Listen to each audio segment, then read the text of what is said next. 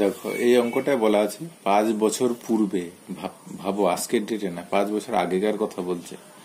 5 বছর পূর্বে রাম, শ্যাম ও হরি এই তিনজনের বয়সের সমষ্টি ছিল 90 বছর। তিনজনের বয়সের যোগফল ছিল 90। এখন তাদের বয়সের গড় কত? তাহলে দেখো এটা সিম্পল হিসাবই হয়।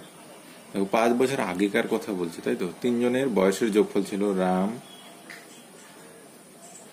শ্যাম প্লাস হরি। তিনজনের বয়স যোগ করলে 90 ছিল, তাই তো?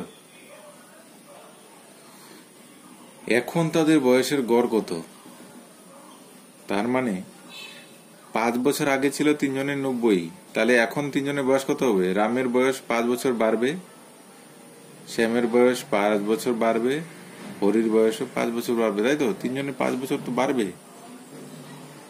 5 বছর আগেই তিনজনের যোগফল ছিল 90, তাহলে এখন তাদের তিনজনের বয়সের যোগফল কত হবে? 90 প্লাস 15 সমান কত হচ্ছে? 105, তাই তো?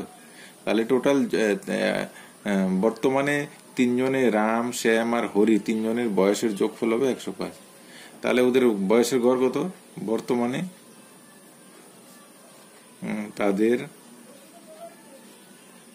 বয়সের গড় কত?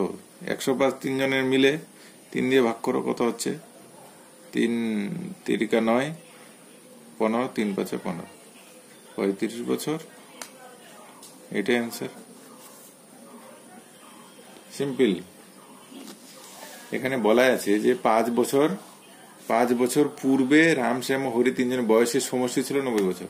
তিনজনের বয়সের যোগফল ছিল 90। এবার কার কত ছিল বলে নেই তো। এবার 5 বছর আগে যদি তিনজনের 90 হয়, তাহলে বর্তমান তাদের বয়সে কত হবে? সবারই তো 5 বছর করে বাড়বে। তিনজনের, রামেরও 5 বছর বাড়বে, শ্যামেরও 5 বছর, হরিরও 5 বছর বাড়বে। তাহলে 3 5 15 বছর বাড়বে। তাহলে আগে 90 ছিল তিনজনের যোগফল, আর এখন হলো 15 বাড়লো, তাহলে 105 হলো। তো এবার গড় কেমন করে বের করে? তিনজনের যোগফল বাই 3, তিনজনের যোগফল হচ্ছে 105, নিচে 3, 35 বছর। এটাই অ্যান্সার।